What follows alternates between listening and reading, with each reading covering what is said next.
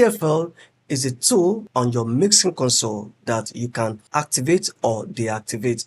So it depends on the console. On the professional console, you will have PFL, AFL, and so on. So PFL, AFL is a tool or function that you can find on your channel strip, on your mix bus, on your auxiliary send, sometimes on your main master bus, which is your main LR. So this is how it works.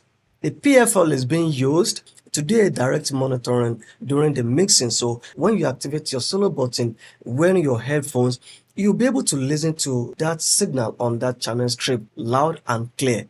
So the advantage of PFL is that when you are doing a direct monitoring on the channel strip, it allows you to listen to that signal after EQ before it gets to fader. That means your fader volume control won't have effect on that channel strip when you are listening to that signal. Take for example, fortunately, if you are dealing with a very active, strong signal on a console like trumpet, guitar, or any other instrument that is more proactive on a console that is loud very well, you wouldn't have issue of, oh, how will I listen to this signal when my fader is down against the rest of the mix? You listen to that very loud and clear with your headphones volume control.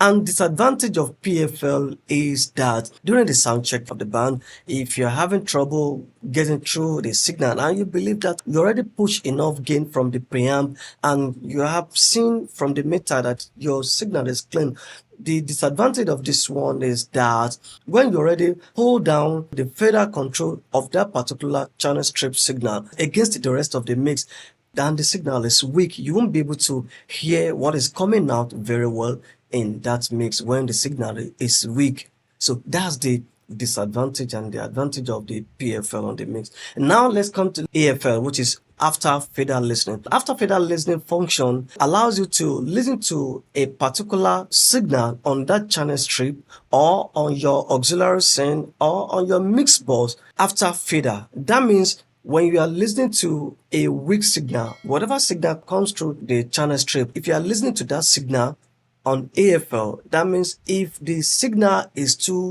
weak and you already pull down the volume control against the rest of the mix, you won't be able to hear enough the signal that is already weak during the direct monitoring. And that is when you'll be able to change or switch between the AFL or PFL. So EFL allows you to listen to the signal after fader. So that means what you are listening to will be affected by your fader control. So if that instrument or that signal is strong, because you already turned down the fader control on that, you won't be able to hear enough